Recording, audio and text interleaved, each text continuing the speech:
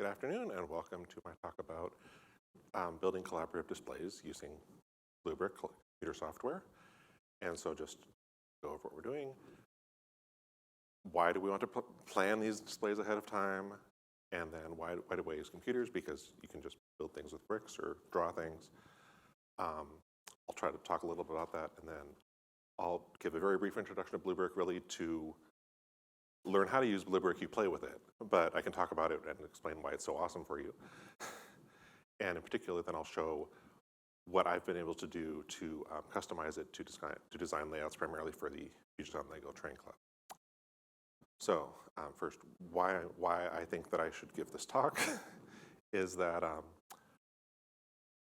I've been using various computer software and other methods to design train layouts for about 20 years now. It's really something that I enjoy in the hobby. My first train show was January 2003, Indilug, Indianapolis. People 3 deep around the layout all weekend. It was awesome.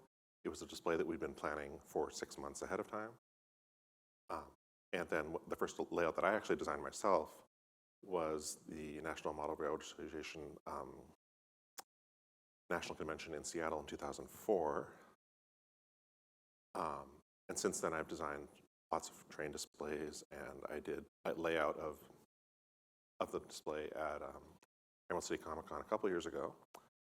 And yeah, that's a lot of my hobby, is taking what other people have built and putting it together to make something that's bigger than just what you can have on your dining room table. So speaking of the 2004 show, this is actually a great illustration of why you want to lay things out ahead of time. That this train yard here it involves some weird geometry that most of us would not know it's right there. I mean, you could try to freehand this. I would never have been successful freehanding it. I just stole that yard from Bill Ward's track geometry webpage, which still exists. And because it was all planned out ahead of time, we just brought it together down south of Seattle, and it just came together. So, planning ahead of time. So first, on the question of why you want to plan things, first of all, you want to fill your space as effectively as possible. Tables cost money. Even if you're not paying for tables, the venue is paying for tables. If you go to a convention, if you go to the Puyallup Fairgrounds and do an event there, the event organizer is paying, we usually ballpark it at $10 a table, just to rent banquet tables that have been beat up and used for 30 years. But that table space costs money. It costs someone money. So you don't want to show up at an event that someone else is putting on and, oh, we only have enough to cover half of the tables that you've already paid for. Right? That's bad for the event organizer. It makes you look terrible. And if the whole space is there, then you can strike the tables, but then people walk up to you and say, why is there so much empty space? At the same time, you don't want to crowd things, because if you jam things together too tightly, especially, say, a display like we have downstairs, where it's not a continuous world, it's this mock, this mock, this mock. If it's too tight together, people can't get it. It's just it looks like a yard sale, right? So you want adequate space around each mock that needs separation, but you don't want to have, one mock per table unless they're 8-foot long mocks. Okay. Also, as the organizer of a collaborative display, your main jobs are to make something looks good and to make everyone who wants to display happy. In the sense that if they want to show something off, then there needs to be a place for that. I mean, if they tell you. So if you say, we're going to do this collaborative display, we're going to do a comic show, we're going to do whatever, what are you guys going to bring? Their responsibility is to tell you what they're going to bring and bring it, which sometimes people fail at, but at least that's their responsibility. Your responsibility is that they told you this mock is going to be here and it's going to take up this much space. When this person shows up, there needs to be this much space available. So you don't want to say, oh, there'll be lots of tables and we'll just kind of make it fit. You want to plan it ahead of time. And the final key thing is that You want setup to go smoothly. So ideally, people walk in and say, where's my stuff go? If they don't already know, you point, it goes there. We've had really long setup sessions, the tables aren't there, the tables are the wrong size, whatever.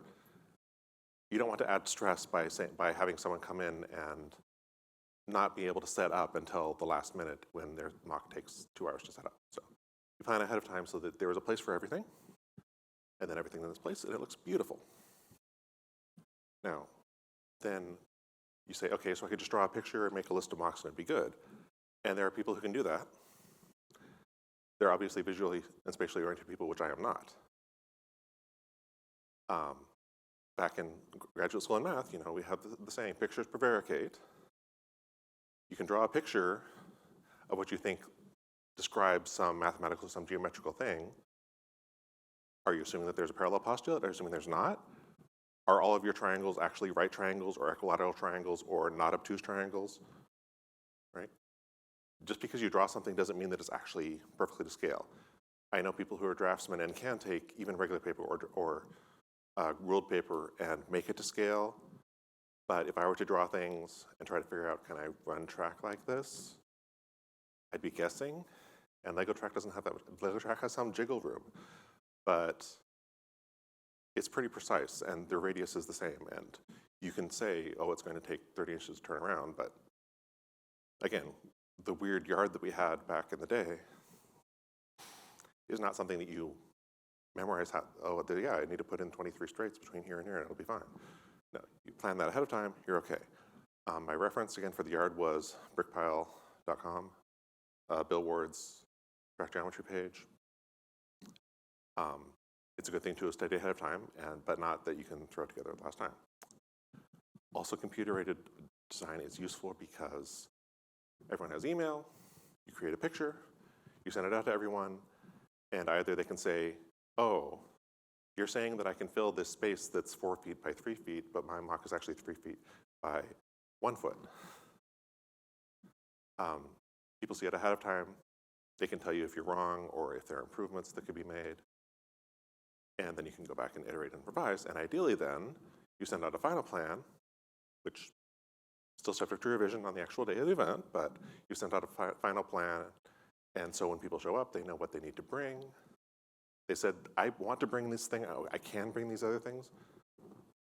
Well,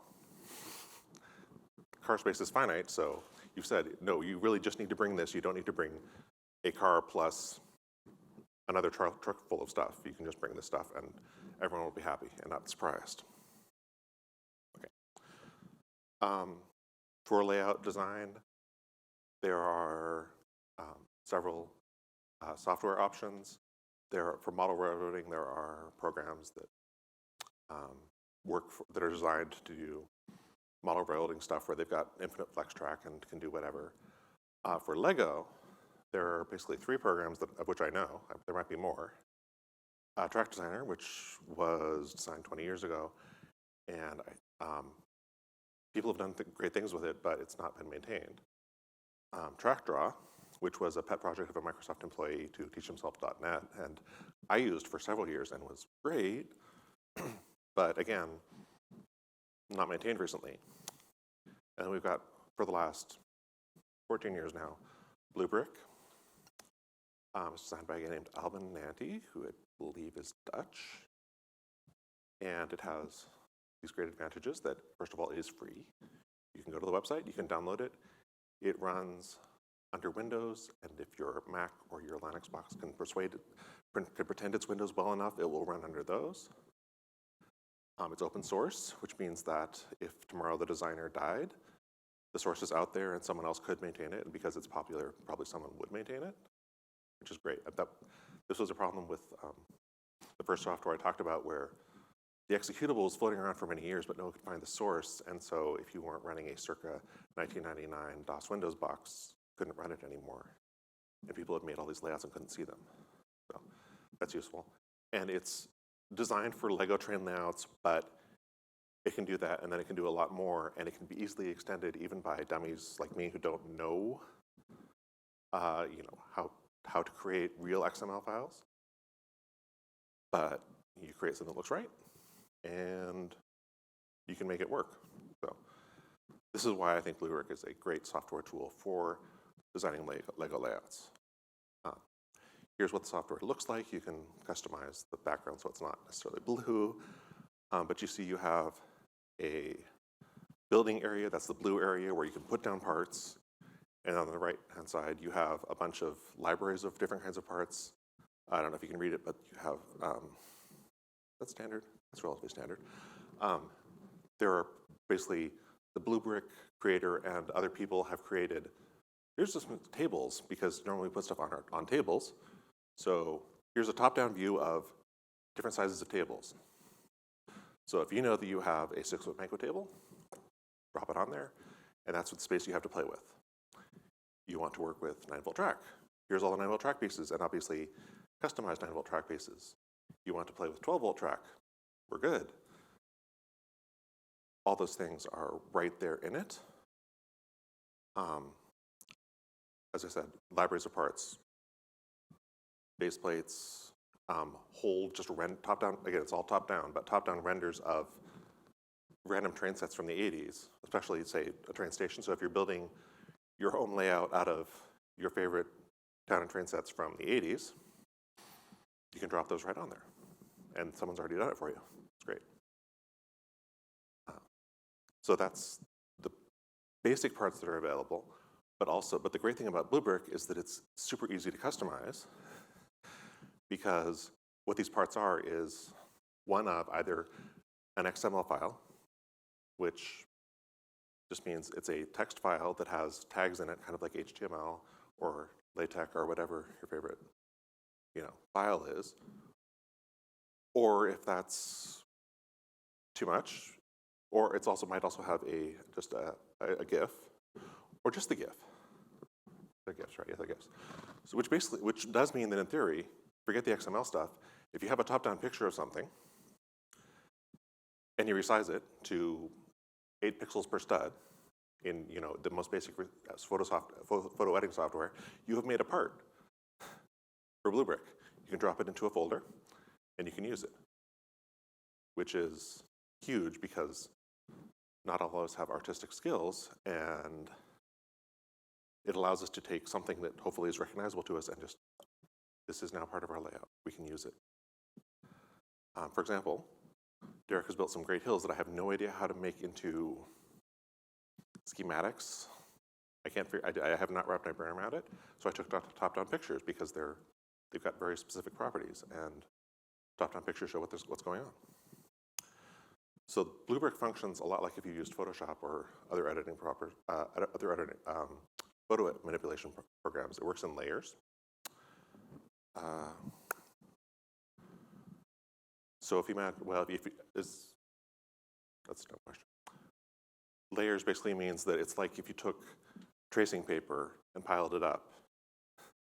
You can write on one sheet of paper, tear it away, put it back on, and it helps separate things. And so, for example, my examples here, which is pretty standard for what I do, is you create a layer that's just what the tables are going to be, the benchwork. And so you can play with it. These are the tables either these are the tables that we're going to have, how do we want to lay them out? Or I need the tables to do things, how do I make that work? What tables do I need? But then when you're done with tables, or you don't want to touch tables, you go on to the next thing. Maybe I want to lay out track, maybe I want to lay out roads, maybe people have given me these isolated mocks, and I want to lay them out. And then when you go to move that road or that track, and you grab it with your mouse and drag it, you're not dragging the table at the same time. You only have to, it only takes once or twice of trying to move something a stud, and actually you move the table a stud, and it's like, oh yes, this needs to be separated. Or, put down a table, put down some base plates, put down some track. You try to move the track, and you're moving the base plates. Or you grab a base plate, and suddenly the base plate's hiding the track. As I said, layers are useful in this way. There might be a theoretical limit on the number of base plates, the number of layers. I've never hit it. You can shuffle them up and down if for whatever, like for whatever reason, you start laying track and, oh, I need base plates to figure out where this is going. Okay, go through. Okay, oh, wait, now they're hiding the track. Change it. And the variable opacity is huge because you've designed a wonderful layout. You show up to set it up. All the other people there are looking at the thing on the left and trying to figure out, okay, so we have tables, where are they supposed to go? Well, in BlueBrick, you can just push a button and make them invisible. Make everything but, well, okay, you make all the layers invisible except one, and now you get a picture of what tables you want. Or you've got a really complicated thing going on here. I can't see what's going on. Just make it invisible, it goes away. Also, you're seeing the color blocking is, it can be used for many things, but those blocks of color, the blue, the purple, the light blue, that's all, what I use it for is to say, this is someone's territory. So for this layout here, this was a train display we did in Covington last year. And so I'm going to say that the light blue there was Derek, and the purple was me, and the olive green was Steve Walker, and the gray up in the corner was Lee Golden. And so you can say, you're not just sending out a map of track and roads, you're sending out a map that says, you person who are purple, this is your territory, make sure you can fill it. And if you can't fill it, let me know. And if it's the wrong shape, because I don't remember the shape of your train station, which happens remarkably often, we can resolve it. But that's also a variable opacity, so it's not solid purple covering up the table underneath. So you still, if it's useful, you still have an idea. They could be covering over roads and track and stuff, and you can still see what's going on. And any layer can have that capacity if, for whatever reason, you need it. Okay. So that's basically how it works, is you take your givens, this is the size space you have, this is what people want to bring, or this is what you want people to make if you're talking about a lead time and you're building a massive science fiction display, and map it out and all that. But then the real power of BlueBrick is that you can customize it to make your life easier, to make it more clear to everyone else what you're doing, and then to reuse what you're doing. So all those parts libraries you see, those are tabs of our tables, our base plates, our road, our track, our brick monorail. Those in BlueBrick are just folders full of files, and the files are parts. So if you're like me and you don't care about a weird size table that the larger BlueBrick community really cares about, because it's like standard IKEA table and people want to be able to buy the table at IKEA and then use it for their home layout, but you don't care about that. There's a fancy way to go in and hide that, or you can just say, delete that file from the directory. Ideally, back up all your parts first. Back up the whole, just create a copy of the directory. Back up. It's all there if you need it. But then you can go in and, I don't need these tables. Delete them. I don't have to see them. And I only have to scroll through the handful of tables that we actually use. The base plate from the soccer sets in 2000, 1999, I forget, that had the soccer field outlined in white, most of which is far beyond what many people here remember. They're very pretty. You're almost never going to use them. You've made a copy, it's backed up. It's also still on the web to download if you want it. If you're not going to use it, just delete it, and you can look at your base plates that are what we actually have.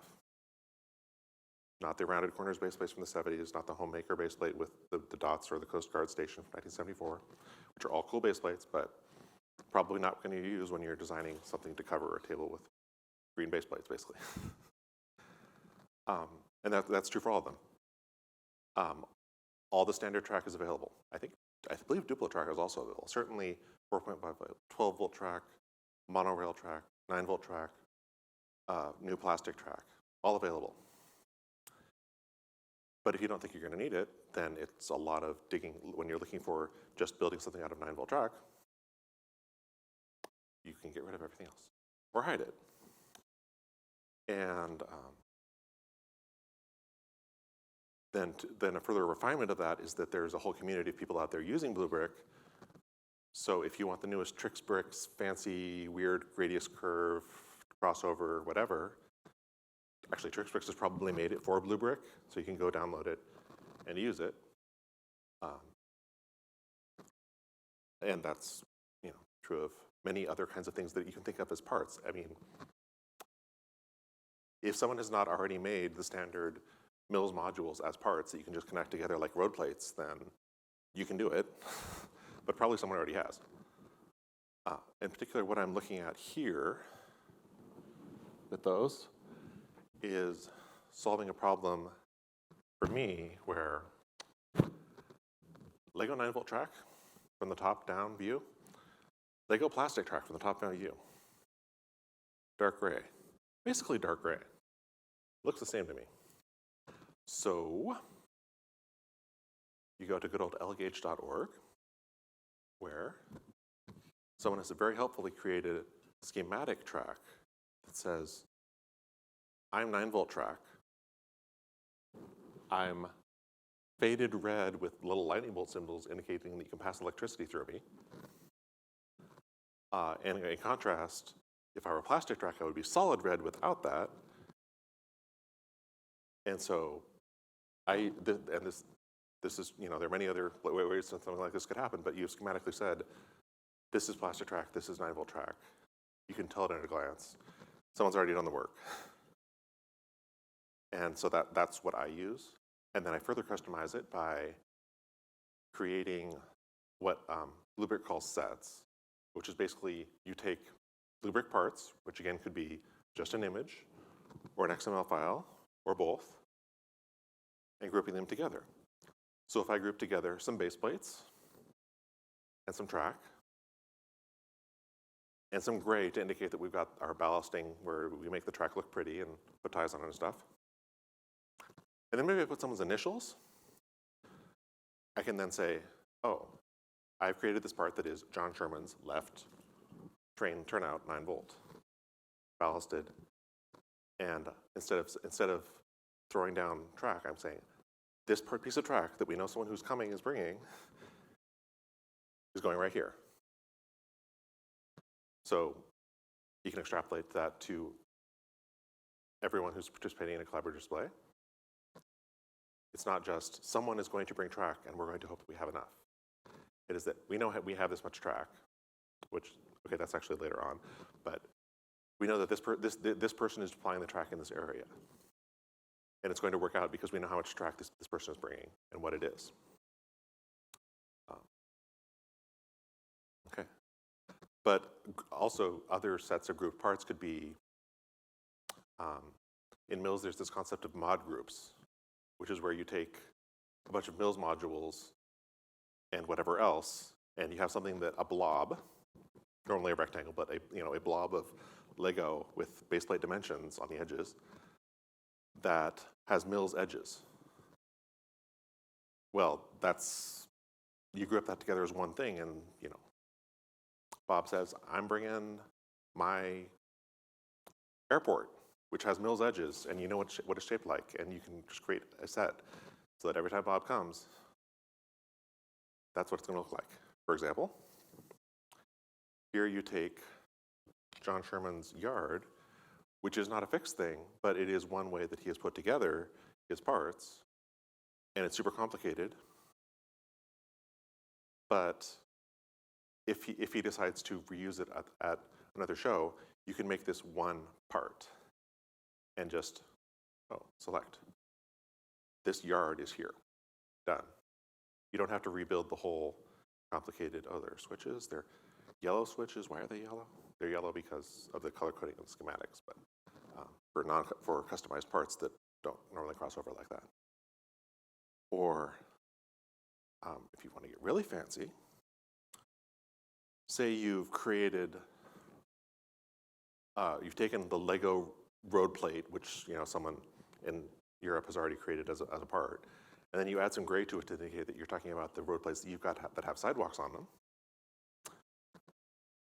And then at the same time, you also take some Lego 9-volt track that you've prettied up, and so you're indicating what that is. Then you can create a set that combines both of those. And the set will inherit the properties. So which I have not explained. BlueBrick understands part connections if the parts are well defined. If you're fancy and you've said this is train track, so natively BlueBrick 9-volt train track. It knows that 9-volt train track connects to 9-volt train track. So if you have 9-volt train track and you select to the next part of 9-volt train track, it clicks, or actually it generates it next to itself. Same way with roads. You've got a road going along. I want the next part to be a road. The road goes where you want it, not over here, or the road is curving like this, but the road goes next road. No, it goes where you want it. So the set then inherits the same thing. That red dot you see is saying, I'm a road, I want another road piece to go here. And if you click on the track, it's a different red dot that says, I'm a track piece, I want track to go here. And I've tried defining parts with these connections, and it's not impossible, but it's a little bit of work. But just by grouping parts together and calling it a set to BlueBrick, it remembers all that stuff. Like, you put a whole bunch of track together, and we only care about the two ends, and they will connect to other track like we expect them to. Very powerful customization that doesn't require you to actually dig into the underlying structure of the parts because it's there for you. And now going back to, as I had said before, there are extensible markup language files, which are just normal text files that have a bunch of tags that say, this is the name of this part. It was created by blah. It connects to other monorail track. It connects to other whatever. And then there's a picture usually to match it up. But here we're talking about Derek's hill module. So that is Derek's hill module there on the left. What it is, it's a hill corner, 20 inches by 20 inches. It's got a tunnel coming out of it with track. There's another one that's the exact mirror of that. You need to tell those apart, even though they're both 90-degree corners of a hill that goes up like this. How do you tell them apart? How do you describe that? I don't get it, but I could take a picture from the top, and then I can see, oh, well, the black on the track indicates that there's space on the top for track, and there's some other track over here. And having seen the parts at least, the top-down picture makes sense to me. Not perfect, and I really had to torture that picture to make it the right dimensions and look kind of square. But I didn't need to go into a text file and try to define what all of these things are. Hill module collection, that's not a thing. You can make it a thing, but track, I know what that is. Track on multiple layers, that's really not a thing. So if you know how to create XML files, or you want to try, and in many cases it's great, or you can just take pictures. You can take pictures, just draw in whatever your paint program is. I have this thing. It has track over here and here, and send that out to everyone else. And now everyone in the collaborative display knows what it is and can drop it into their file. Okay. So that's the power of BlueBrick and the ease of customization. Okay. Final really useful feature of BlueBrick is you're doing a collaborative display. You're bringing people together from all over the state or the country or wherever, and you want to build what you can, but you don't want to show up and start building it and not be able to finish. So if you're building a Mills display and this person has 20 basic terrain modules and this person has 5, you don't want to assume that you have 50 of those modules because you don't have them, right? And If a track is very expensive, you can't assume that you're going to be able to show up at an island the size of, say, BrickCon's island and fill it with track. Sometimes you can, but you want to know ahead of time, are we going to have the mocks? Are we going to have the track? Are we going to have all these components? So BlueBrick basically lets you say, turn on budgeting, and now you can create a budget. You get a little number there below the part when you look at the parts and say, oh, we have 29 of these things on the right, and we've used 0 of them. So that gives you the power to know when things are, how much space you have to grow, how much, if I need to use all of them, I need to use all of them without 1 piece of track, 2 pieces of track. That's hard. And then you can, for example, in a club, you can say, as a club collectively, if people A, B, C, and D are there, person A has this much 9-volt track, and this much 12-volt track, and this many base plates, or whatever. Person B has these numbers. And you've shared a file that's, well, hopefully going to stay the same. So you can, the next person coming along and just designing the next display knows what resources are available and can just go. And certainly there's no, creating the inventory doesn't actually stop you from building whatever you want. It just turns red when you use more than you can. But you can play around and say, what if we did this? And then we'll build what we need to do. We'll buy what we need to do it. So you have that possibility, but you've got a heads up that there's some work that needs to be done, and we need to get from where we are to there because it's red, and so we can't actually do that right now. Or someone else who is bringing the same something similar, we need to be saying we're using that person's parts to make everything greens or not red and not exceed what we can actually do come setup time, because we want setup to be calm and easy as possible. And we don't want to discover 10 minutes before the trains are supposed to be running, 10 more minutes before the public walks in to look at our beautiful space collab that, oh, we missed that section there and we can't run trains or what have you. Okay. So I've talked about BlueBrick. That's the URL to find it, or if you just do your search using your favorite search engine for BlueBrick, you should get that. I used Michael Gale's schematic track from L-Gauge, which I find very useful, just to 90% of his telling apart 9-volt and plastic, but also it looks a little less busy than just dark gray, lots of dark gray. So I find it useful, especially when I'm dressing things up with dark gray to say that we've ballasted the track. And there are multiple track geometry pages which were created in the first place because people could actually do track geometry and play with track geometry in software in a room that was not this size with infinite amounts of track. Because in a computer, you do have infinite amounts of track. So the computer lets you play, and so this is some of the Bill Ward's track geometry is an earlier example of what people have found out doing that and then illustrating it in not hand-drawn, I think this works, but as well as we modeled this in the computer, it should work. And in fact, since Lego track has, and Lego in general has some wiggle room, you're probably okay. That's what I've got. Are there any questions? Okay. Thank you very much, Thomas, for your presentation. I do have a couple of questions. So if from the online folks.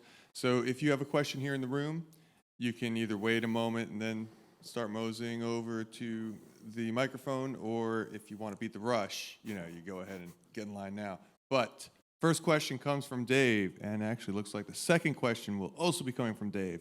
But first, he says, Is there a cloud-based version of BlueBrick where multiple people can edit a layout and contribute, or is it PC-based only?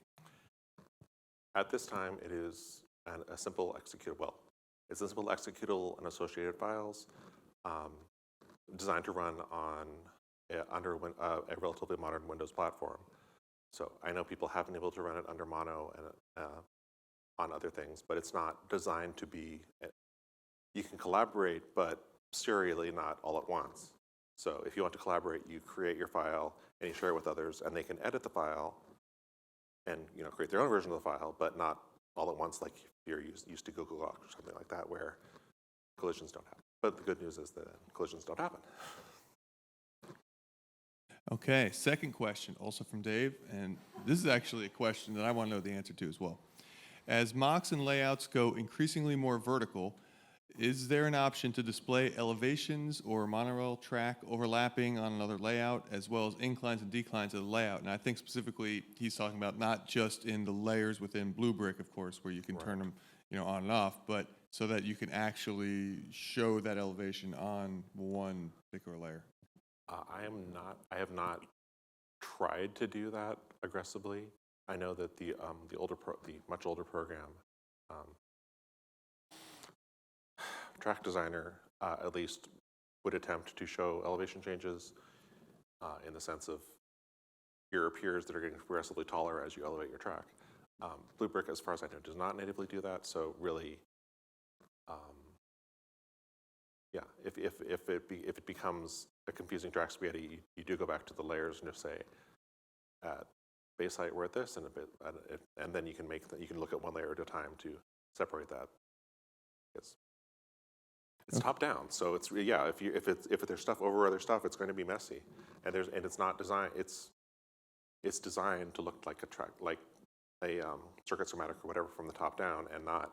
It doesn't have a mode where you can turn to orthographic view and see what's going on. Yeah, I think realistically, the only way to attack that would be to put them in different layers and then just make them invisible when you're trying to work on other parts of the layout. Okay, I have a question for the audience since there doesn't seem to be a huge rush for line. Who here has used BlueBrick before? Okay, so then maybe a question on behalf of folks who haven't used it. Can you take us through the steps of how to actually get BlueBrick up and running either within your club or how to, Sure. Something to that effect? So basically, you go to this page, BlueBrick, lswproject.com. The download is just a regular zip file. Download it, extract it, do somewhere useful like your desktop on a Windows machine. And don't ask me how to run it on another machine. I believe it's possible if you can fake it to be. You can persuade BlueBrick it is on a Windows machine. When you extract that, what you get is a directory that has the executable bluebrick.exe and a bunch of files that are the parts library, among other things. And so then you've installed it. Congratulations. Double click on the exe and you're good. If you want to mess with the parts, there's a directory called parts, and you can go in and reshuffle it to, if you don't want to see a whole bunch of stuff, then you can delete it or whatever. And if you want to add parts, you can do that. And it's so the software itself is available to anyone. And if you want to percolate it out, just tell them, go here, download, run the exe, and then you have to learn it. And it's just something you play with to get the feel of it. But it's like, here's my space. I'm going to drag parts over and drop them and see what happens. I'm going to use arrow keys or drag them to be where they want to be. That's the basic thing. Now then, if you do so I have a lot of custom parts, which we've seen, and to share those is then the further step. Okay, everyone go download this now. Here are some additional files, which you then drop in, again, the parts directory, and they're visible. So again, it's at least, since it's not a cloud-based thing, if you go in and you tweak, oh, this part isn't right, I'll fix it. You have to push that out to everyone. Say, hey, everyone, this file's been changed. And BlueBrick is not forgiving. It won't, but if you have a custom part and BlueBrick doesn't know what a custom part is because it's on your computer and not your friend's computer who's trying to look at the file, BlueBrick does not crash. It just says, I don't know what this is. Put a big X there. I deal with the dimensions. So it is a give and take where, hey, we just got this new member and she has track, so I'm putting her initials on this corner and here's the track. Everyone needs to update their parts files to reflect that we now have this additional part available to us when this member comes to a show. So that was kind of maybe a generic question about how to get into it, and now I'll even change the focus a little bit more. If you're a local Lego fan here to the Seattle area, and you're interested in learning more about BlueBrick, you can maybe either come to one of our local train shows, or you can talk to Thomas afterwards downstairs and look at the train layout he has there. PSLTC is definitely, in a lot of ways, kind of a small subgroup of CLUG, but we are a separate organization. So maybe now all of a sudden I'm doing an advertisement for PSLTC out of nowhere. But you know, if you do have an interest in using BlueBrick, yeah, there you go. So this is the unstated resource, is that if you go to our website in the articles section, you will see an article that was the basis of my talk. And also, if you want to download all those custom files that I was showing, it's a download there. If you want to see what everyone in PSLTC has made available, I have the PSLTC budget. It says, Thomas Garrison has 29 pieces of 10-inch straight ballasted 9-volt track, and so on, which is how we share it, right? We can upload it to the website where all the members can get it, and then before you go design something, you go make sure you've got the latest version of our parts, the latest version of our inventory, or our budget, and yeah, so basically if you know, eventually, hypothetically, become a member of PSLTC and you have some track or you have things that you want to contribute to the club, what we would do is, you know, Thomas would actually add it to our budget within BlueBrick. He would have it available for all of us when we're designing track layouts, and then you yourself could learn how to use BlueBrick. Because one question I was going to ask was, you know, assuming that people in the audience had used BlueBrick a lot, but then I realized, oh, maybe most people haven't. I was going to ask him how to convince dumber members of your local train club to design layouts for you, because he successfully did that with me. And yes. So since he got that to work on me, I figured maybe, you know, he could give advice to other folks who are also in that boat. Mm-hmm. But, you know, under his tutelage, I was able to figure out how to use BlueBrick, and somewhat successfully. And I definitely can recommend it as a great way. If you have a collaborative build, you know, if you've got a bunch of people all come together, bringing a bunch of track, it's definitely the best way to make sure that everyone knows what they're doing and that you have enough track. And perhaps something that I should have stressed a little more is that the capacity to, if your users know how to use BlueBrick, your users can create, I'm going to build this thing, my module, because like regular N-track, you know, train clubs, they build modules and they're static for years, and everyone brings that. Well, even if your module changes every train show, if you say, this is what I'm going to build, it is, you know, this, and it connects into roads and streets and whatever else we have topographically like this, then the person who's coordinating the layout overall can get a BlueBrick file, and one of those BlueBrick sets, and just drop it in the layout, and know how your stuff is going to fit, and you don't show up at to set up, and the person is having your track running into your road, and it makes setup really, well, it makes the layout design easy, which is right, okay, but what's the user's advantage? Well, and also exactly what you want is what you have. I have a comment here from Sue online, and it is one that I definitely agree with. As a Mac and iPad user, it sure would be nice if there was a Mac OS or iOS version of this program. An iPad app version would be really great. Yeah, it would be. There isn't, unfortunately. Although, then again, it is a free program, so, you know, we can't really force the guy who made it to do those things. But it is a little bit limiting. You do pretty much have to be running a Windows machine. And do I'd that. say, also a desktop or a laptop machine. Yeah. I don't know that it has any mobility, mobile compatibility at all, because you need to be playing with a mouse and possibly a keyboard, and Yep, that's the true. control interface, it seems really weird and complex, but then you actually realize what you're doing with it, and it's like, well, I don't know how to do it better. Okay. Okay, well, if there aren't any other questions, okay, we have one. I will tell you what, I'll bring the mic to you because I'm pretty close to you, and that way you don't have to walk all the way over there.